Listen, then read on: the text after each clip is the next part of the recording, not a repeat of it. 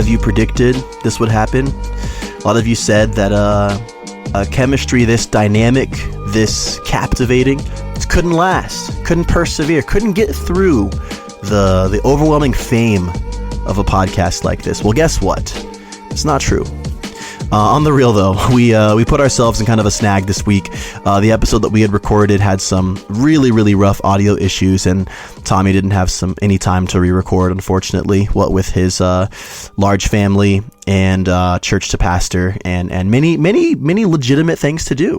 So here I am, flying solo dolo, just trying to channel my inner Taylor Swift to catch lightning in a bottle twice here. But I'm going to be transparent with you, kind chummed listener. We've never done this before. Should I say I've never done this before? And a big part of our show is the banter. It's the back and forth. Also, this is kind of an industry secret, so let's keep this just between the two of us. Sometimes whoever's presenting the episode will kind of like make a face at the co-host whenever we get lost in our notes or we run out of things to say. So I can't do that. This is just me. And I love doing things in one take, but I've already failed that miserably. This is probably my fourth take. So, training wheels are off.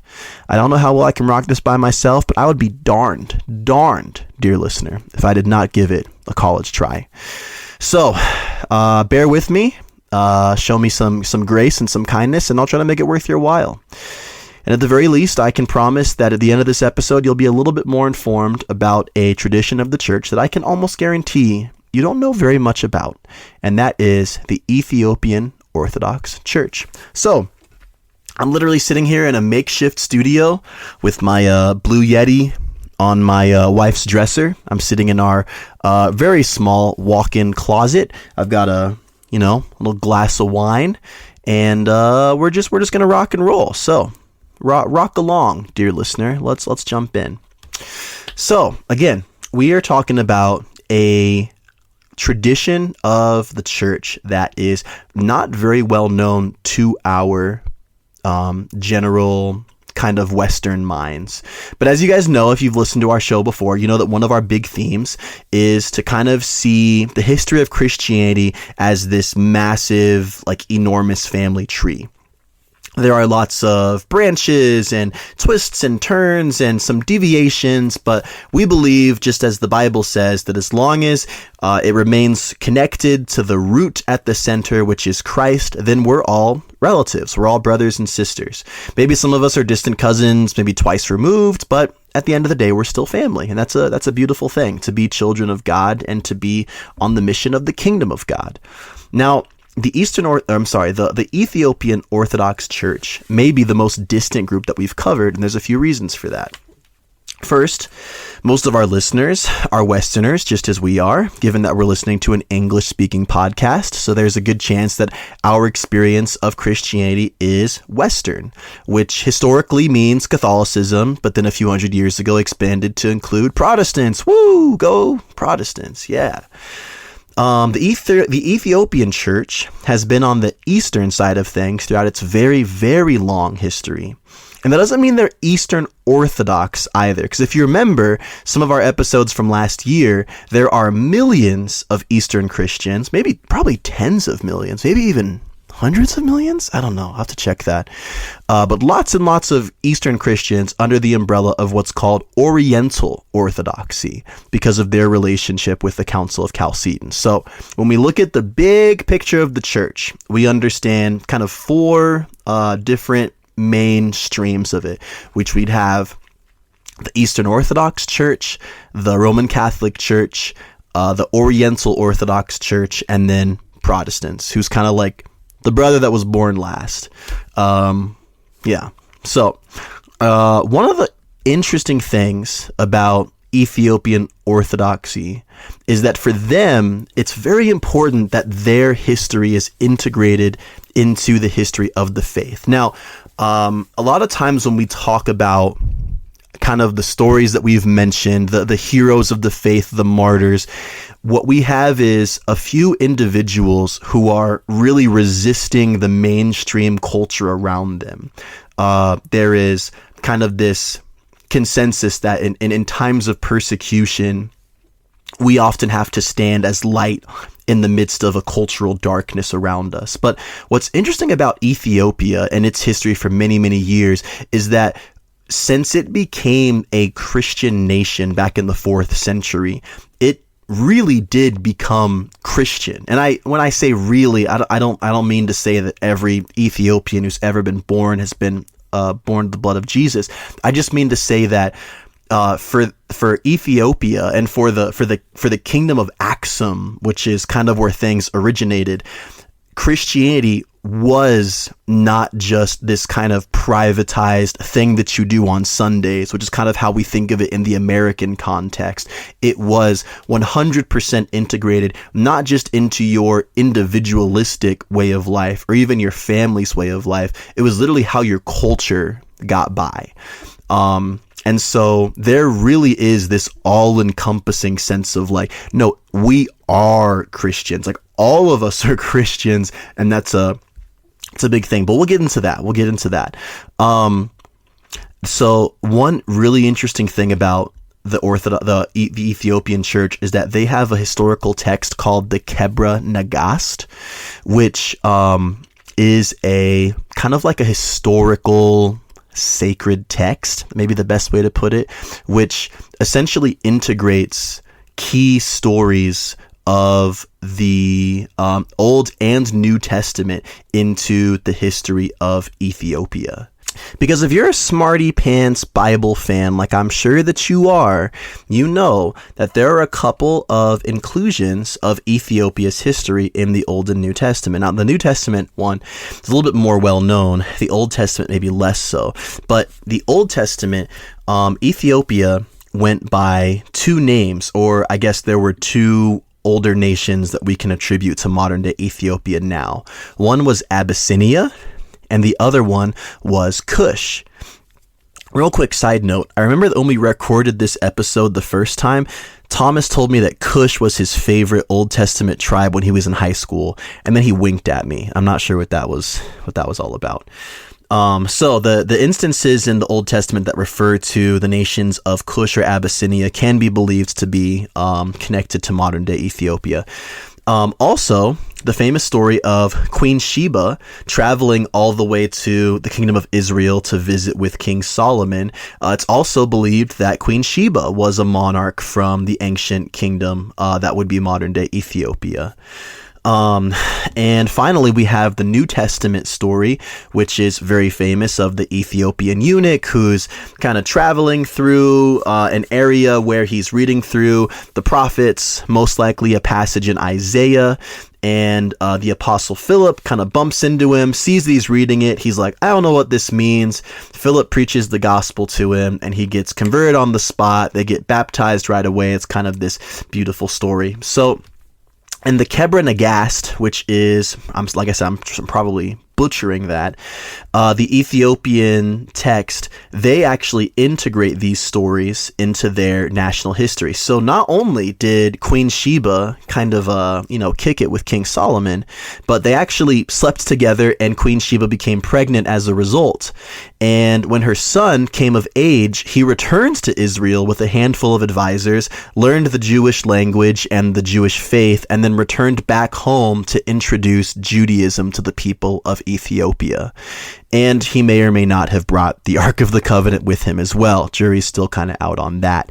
But yeah, that kind of goes to show that in the Ethiopian mind, their people were side by side practicing the faith of Yahweh, or the faith of the God of Israel, even from, many, many miles away.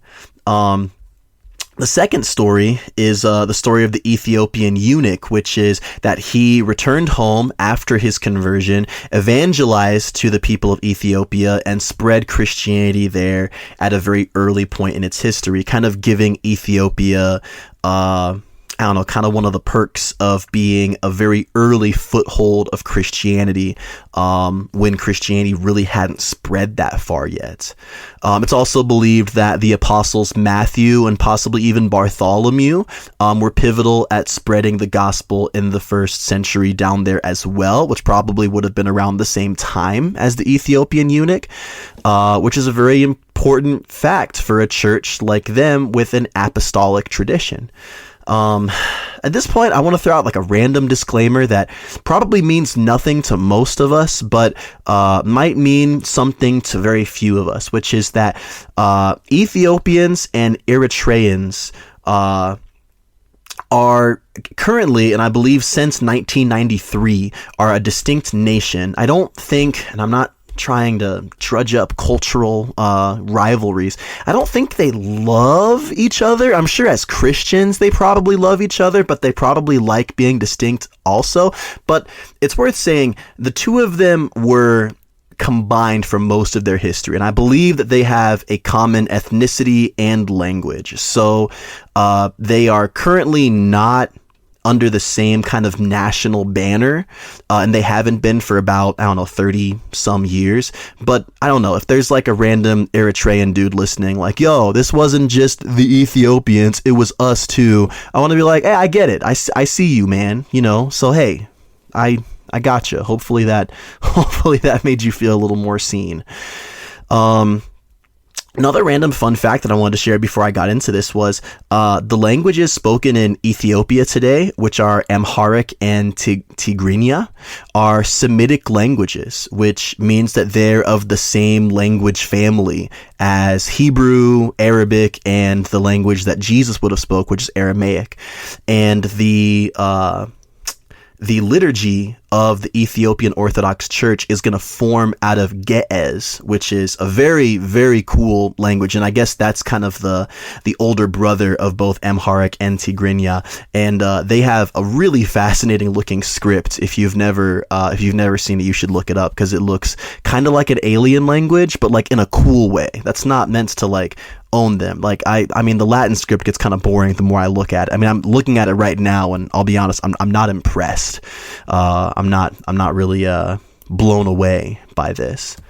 So anyways, that's a little bit of background that should hopefully kind of set the stage for us a bit. So we have Ethiopia being an early entry point for Christianity, literally as soon as evangelism was happening. I believe I saw somewhere that John Chrysostom said that there were Ethiopians in Jerusalem. So like there definitely is this sense that even from other non-Ethiopian sources that Ethiopian Christians were among the first. However, for the first, second, and third centuries, Ethiopia itself, or should we call it the Kingdom of Aksum, which is what it's going to be known as at this time, is not a Christian region. It's largely very pagan, and it's been pagan for a long time. But the Kingdom of Aksum is a massive kind of dynasty in this area. It is going to be considered one of the four great empires of this time period, alongside the Roman Empire, the Chinese Empire, and the Persian Empire, which is, I think, pretty impressive. And it was founded in the 1st century, and it's going to push on for close to a millennium, I believe. So in the 4th century, there's going to be a philosopher from the region of Tyre in Rome. Tyre is mentioned quite a few times in the Old Testament. And this philosopher wants to travel to India. So he takes with him two of his young relatives, one by the name of Odysseus and the other by the name of Frumentius. And I hate to say it, but Frumentius is not a great name. It is not. I feel like his friends called him Fru, and Fru's not great either. But anyways, Frumentius Odysseus and their, I guess, uncle or older relative is going to take them on their little travels to India. And in the midst of their travels, they're going to dock off at the coast of Eastern Africa. And they were attacked by hostiles who did not like Romans. Meropius, which is the name of the philosopher, and his entire crew were massacred. And the only two that were spared were these two young boys, who I imagine were probably young teenagers, who were taken to the king of the kingdom of Axum. They were kind of, has a very kind of Old Testament, kind of Daniel with the Babylonians, Joseph with the Egyptians. It kind of has that kind of flavor to it, this story. But essentially, they find favor. Both the brothers find favor in the eyes of the king, and Odysseus is made the cupbearer of the king, and Frumentius is made his treasurer and his secretary. After a period of time, the king actually dies unexpectedly, leaving his wife as queen and his son as the heir. But his son is only a little baby at this point in time, and not, clearly not ready to take up the throne. Before the king dies, though, he promised that the two men, having earned his love and respect, could return to their homes if they wanted to. But when he dies, the queen essentially begs the two men not to leave and to help run the kingdom until her son was old enough to kind of take the throne for himself. So they agree. Just kind of feeling the sense of love and loyalty to the king that they cared for. And I guess a place that, even though it sort of kept them captive, I guess they just, found some fondness for it. But they agree. And Frumentius, who is a believer, begins evangelizing and kind of starts establishing these groups of Christians all over the Axum Empire. It gets to the point to where Frumentius is going to travel back into Rome, and he's going to speak to someone we're a big fan of at Church History for Chumps, a guy by the name of Athanasius, and he's going to go up to Alexandria in Egypt, which is probably the closest major area of Christianity to Ethiopia. And he's going to speak to Athanasius and essentially say, hey, we've got all these Christians down here in Ethiopia. This is a beautiful, amazing, miraculous thing, but we need some support because we don't have a bishop, and we need, we need some oversight. We can't just, this is, we're not just, planting non-denom churches to flounder with full autonomy. Like we need some structure. This isn't the new days like it is now. And so, Athanasius speaks to some of his confidants and his counselors, and they essentially say, well, Frumentius, wish granted. In fact, we're going to make you the first bishop. And so Frumentius is actually going to go on to be seen as not just the first bishop of the Ethiopian Orthodox Church, but he's going to be kind of seen as the founder of Ethiopian Christianity and its establishment, which is pretty great. There's also a pretty awesome story, since we already kind of got into Athanasius, that as we know, and we've talked about this before in past episodes, Athanasius was one of the most significant dudes in the 4th century of the church. His big battle was fighting against the Arian controversy, which Arianism, probably after modalism, was one of the most vicious kind of heretical disputes that the church faced during this time. The problem was that after Christianity became the main religion of the Roman Empire, different emperors had different views on whether they liked Arianism or not. So Athanasius, who wrote On the Incarnation, which was a very strong, to this day is still a very, very important book of kind of the origin of good Orthodox theology and Christianity, that I think every string of the church would adhere itself to. The problem was, like, if random emperors were like, hey, I actually think I'm an Arian now, then what happens to Athanasius? He gets exiled and kind of thrown out of his position of authority. Then the emperor would change their mind, or they'd get succeeded by someone who wasn't an Arian, and it would go back and forth. And so Athanasius was exiled and then brought back 5 different times, which has to be just an emotional roller coaster to have to deal with. And I believe that there's a story which the Ethiopian Orthodox Church tells and kind of is really proud of, which was that there was an emperor who I believe was Constantius, who removed and exiled Athanasius and tried to send Arian teachers to Ethiopia. Because again, the church at this time is going to be really centered around kind of that Mediterranean, Asia Minor region of like the 5 major seas. And so Ethiopia is kind of, outside of the orbit. So they're like, all right, well, the Christianity is Arian now. So we're going to send these Arians down to tell the Ethiopians how to do it. But I don't think they ever made it. They probably, maybe died just on the trip over, which is a bummer for them, but the Ethiopians kind of saw that as God protecting them from a wicked theology, which is really interesting. A really formative and interesting time that is going to happen to kind of help the Ethiopian church further develop itself is the period of the 9 saints. And the 9 saints, they all go by Abba, and the 9 saints are Abba Aftse, Aleph, Aragawi, Garima, Guba, Likanos, Pantelewan, Tasama, and Yamata. And if there's any Ethiopian Orthodox students listening, I'm sorry. I apologize for butchering these very well loved people. But essentially, these were a series of 9 saints who strongly influenced the development of the church in Ethiopia. Now, what I found really interesting about this and kind of about this whole time period was that none of these really significant leaders / figureheads are ethnically from the Aksum Empire. None of them are Ethiopian. Frumentius was a modern day Syrian.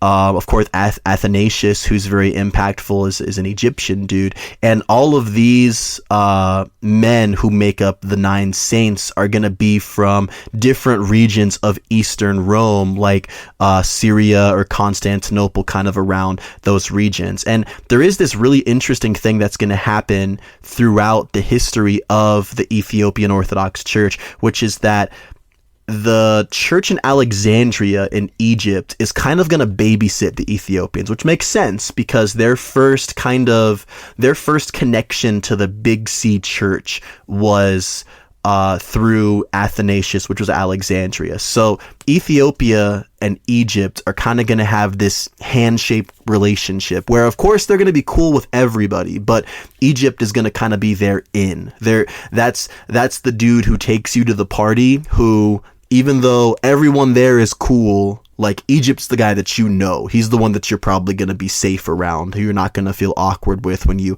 go to the punch bowl and stuff like that. But so Egypt is going to kind of take this big brother role, and in some ways it's almost weird how big brotherly it gets, because for a very, very long time in Ethiopia's history, there will not be any bishops that are ethnically Ethiopian. They are kind of always going to be like an Egyptian who is sent out to oversee the church out there. And I think that there is most definitely some rationale of just because they're so geographically distant, you want to maintain as much oversight as possible, because of course, being a kind of marooned region where the church thrives without other people to kind of provide oversight and accountability could be a breeding ground for heresy. And I think that's super valid. But I also wonder if there's just some weird stuff there. I think of the story of Saint Moses the Black, who was an Ethiopian monk who was formerly a thief, who was made known as one of the Desert Fathers, and some of the stories in his accounts in the Wisdom of the Desert Fathers definitely implies that the Egyptians did look down on him because of his background. So I wonder if any of that's there. Feel free to reach out to us and correct me and rebuke me. I'm trying to be very humble about this. But anyways, back to the 9 saints. So the 9 saints were most likely dudes who had split from the churches that they had originated from, and this is due to the Council of Chalcedon. Now, and we had talked about this before, or I had briefly mentioned it, but the Council of Chalcedon was a very controversial council in certain regions of where Christianity was thriving. And we talked about this more, I think, in our episodes last year on Nestorianism and Eutychianism, but I'll try to summarize it super quickly here. So essentially, Nestorianism is this idea that Jesus, who is both a human and God, is separate in those two unities. It came about because people really didn't like calling the Virgin Mary the Mother of God, because that sounded like she, a human, was the mother of Jesus, divine. So their solution for that was, let's separate Jesus into two things so that we can call Mary the mother of his humanity and not the mother of his divinity. Really smart people like Saint Cyril of Alexandria realized that was a pretty bad idea, and he formed this really cool idea called the hypostatic union, which is that Jesus's humanity and his divinity were distinct, but they were also necessarily united, and that dividing them could create a big smorgasbord of theological problems. So the church in the East is going to wrestle with Nestorians for a very, very long time, and it's going to be very frustrating for a lot of them. Then there's going to be a new heresy that's going to pop up called Eutychianism. And Eutychianism is actually going to say, yeah, forget those Nestorians. They're totally wrong. Jesus isn't two natures. He's actually just one nature. And that creates kind of this brand new problem. So the church decides, well, let's hold the Council of Chalcedon and let's affirm that now Jesus doesn't have divided natures at all. He just has one nature. So at the Council of Chalcedon, they're like, well, son of a gun, okay. We got to find a middle point to kind of resolve this. So they're going to reject Nestorianism, but they're also going to reject this view called monophysitism, which is that Jesus only has one nature. Now, for the people in the East who have been wrestling with Nestorianism, this is a delving into very detailed nuance, which to them seems unnecessary. The way they're receiving it, they're essentially like, well, this just sounds like we're losing the war against Nestorianism because we're acknowledging something about their view which we've been rejecting for a long time. And I think the West was kind of privileged to be able to say, well, we can stand on this theological intellectual difference, but I think for the East it was a lot harder because they had battled Nestorianism for so long that creating that nuance was very difficult. And so there were churches in the East that specifically in parts of Syria and in parts of Egypt who are going to say, look, I can't affirm this council. This is not for me. And so now you've got all these displaced bishops and priests and leaders who are no longer part of the church after affirming the Council of Chalcedon, who now no longer have a home. And so that is essentially where these 9 saints that came down to Ethiopia are going to hail from. And it's going to really further establish that Ethiopia is going to follow this tradition of miaphysitism, which is this view that Jesus's natures are distinct from one another, but they are also inseparably one from one another. So it's a complicated thing. It really gets into stuff that's a lot, requires a much smarter podcast host, I would say. But a lot of people would say, I wouldn't say a lot of people, because most people don't know anything about these complicated terms, but a lot of them would say that it does come kind of down to a historical mincing of words, and that there's maybe not as much division as would be implied. But these abbas are going to come from these different parts of Eastern Rome, and they're going to solidify Ethiopia as a stronghold of Oriental Orthodox theology. Yeah, around the Ethiopians are no longer going to be barred from being bishops and priests come like the 20th century. So like I said, there is going to be that big brother relationship between Alexandria and Ethiopia for a while. So there's going to be this connection between the Copts and the Ethiopians. In the 7th century, the Aksum dynasty is going to start to decline and kind of enter this dark age period for a couple of centuries until in the 9th century it's fully going to collapse.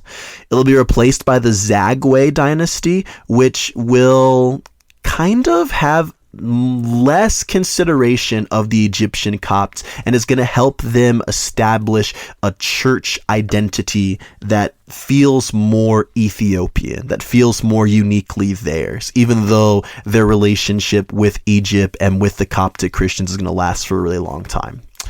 So yeah, there we go. At this point, the Ethiopian church still very much exists. There are Ethiopian churches in my town, and there are probably Ethiopian churches in yours. It could be pretty cool to visit one, but I would imagine most of the service will probably be in Amharic or Ge'ez.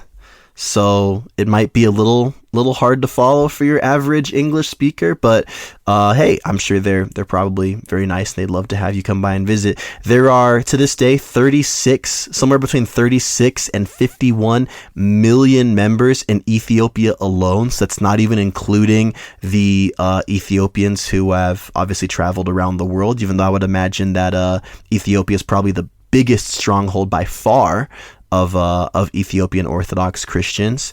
They have as we've talked about, a very rich history. They have a strong emphasis on asceticism, which of course pays homage to their relationship with Alexandria and the Coptic Christians. They're very big on fasting, and they have a rich monastic history. And hey, if you're an Ethiopian Orthodox Christian and you want to share some of your experience, I'd love to hear about it. That'd be really, really sweet. And you can tell me, how to pronounce half the words I tried to say and all that jazz. But anyways, yeah, the Ethiopian Orthodox Church is one of the many, many branches in the tree of the Church of Christ that spans and spreads all over the earth, and it's a beautiful thing, and we thank God for it. So thank you guys for listening. Thank you, Lord, for the ways that you've protected and cared for this church and these people of yours. And yeah, thanks for hanging out with me, guys. I'm still sitting in my closet clocking in about 30 some minutes of talking to myself, and you know what, I had a great time. I feel like I really found myself here. So appreciate you guys. God bless you all, and I'll catch you next time.